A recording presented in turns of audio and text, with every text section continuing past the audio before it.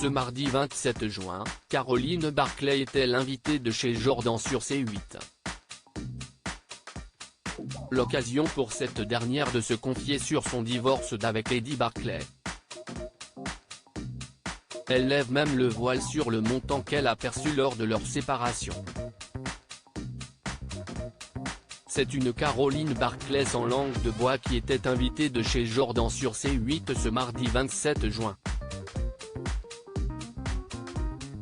L'ex-épouse d'Eddie Barclay a répondu aux questions cash de son interlocuteur, à commencer par celle sur son divorce. Après 10 ans de mariage, en 1998, Caroline et Eddie Barclay ont décidé de divorcer. Le producteur de musique lui ayant posé un ultimatum, Caroline Barclay y a vu une opportunité. J'avais 30 ans, il en avait 75, je me suis dit que c'était ma chance, confiait-elle en 2022, déjà à Jordan Deluxe. Cette fois, son interviewé a souhaité savoir le coût de leur divorce. Eddie était très sympathique mais quand ils se séparaient, c'est aussi pour ça qu'il a pu se marier 8 fois, il ne voulait rien donner à sa femme. 0, lâche-t-elle. Mais Caroline Barclay ne s'est pas laissé faire. J'étais un peu ennuyée parce que je l'ai rencontré, j'avais 20 ans, j'étais en fac de droit, j'ai arrêté mes études pour me marier et vivre avec lui, détaille-t-elle. Elle avait très peu travaillé avant de se mettre en ménage avec Eddie Barclay.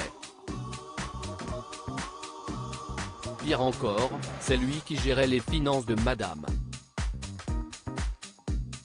Je n'avais même pas un compte en banque à mon nom quand j'étais avec lui, c'est lui qui encaissait mes cachets, mes honoraires, dévoile-t-elle.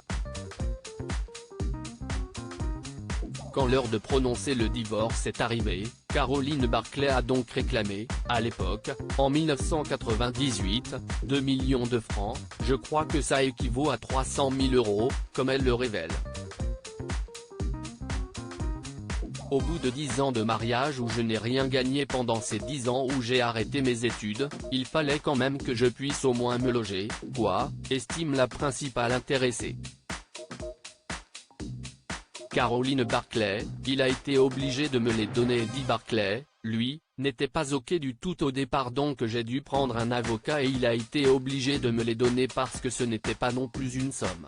Ça restait très raisonnable par rapport à son train de vie, rapporte Caroline Barclay. En revanche, malgré leur séparation, elle a pu conserver le nom de son ex-mari. C'était inscrit dans le jugement de divorce, explique-t-elle. Et de renchérir, comme il ne me laissait pas un très gros chèque, il fallait que je puisse travailler assez rapidement. Et alors qu'elle avait dans l'idée de créer une agence d'événementiel, elle reconnaît que c'était plus facile de travailler sous le nom de Caroline Barclay que sous le nom Giganti, ce qui ne l'a pas dérangé du tout. D'autant qu'ils se sont quittés en bons termes.